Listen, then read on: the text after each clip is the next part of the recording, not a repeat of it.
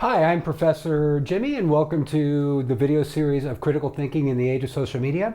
And today we're going to be talking about news stories. And in the age of social media, how do we determine whether the news stories that we're reading about are real, fake, or maybe somewhere in between with only parts of truth? Well, I've come up with a 4-step process to help us hedge our bets in determining the veracity of any given story. Can we ever know with absolute certainty a story is true? We cannot, unless perhaps we were there, but even two people oftentimes when they are engaged in the same story have two very different perceptions about what went on. This is just to increase our bets and to be a critical thinker and to ask the right questions. So the first thing you want to take consideration is when you read a story, what is the source of the information? That is so critical. I did a series of kind of Facebook jokes where I found all these fake stories. I put them on my Facebook page knowing they were false. And it was amazing to me how what I thought to be very informed, critical people, I looked at that and they thought it was true because they never looked at what the source of the story was. So we need to look at the sources. Who's reporting those stories? Is it reported across many different mediums who have many different vetting processes to determine whether these stories are true? So what is the sources? The more sources who are reporting the story, odds are increased that that story may be true. If it's just kind of one lone wolf, you got to be very, very careful of the nature of that story. The second step that you need to consider is what is the nature of the story?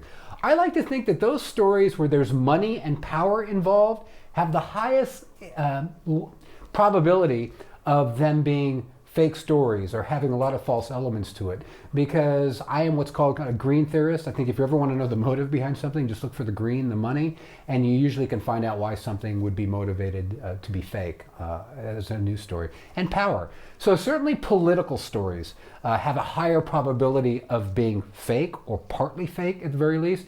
And then other such stories, like maybe there's a groundbreaking for a school or there's some kind of medical breakthrough.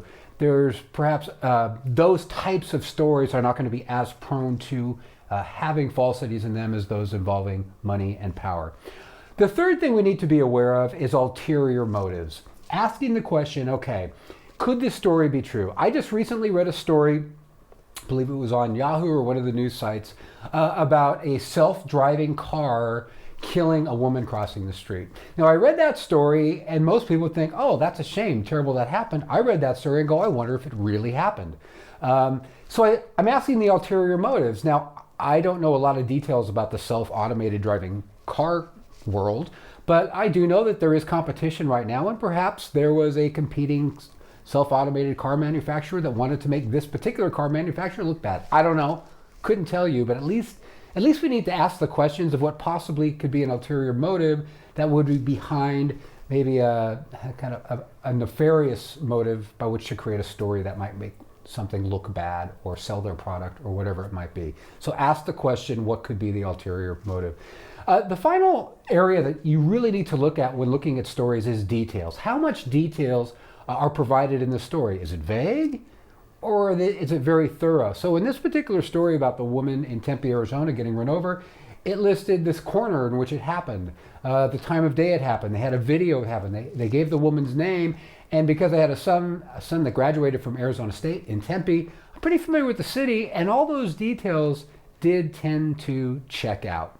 Now, after reading all of these things and reading the story and realizing, well, if it was some elaborate plot and the police department would have to be involved in it, certainly all those things are possible, but as I go through these 4 steps and look at that story, it's probably true. Again, can we know with absolute certainty it's true? Well, unless we were there, probably not, but we can get a pretty good idea that it is.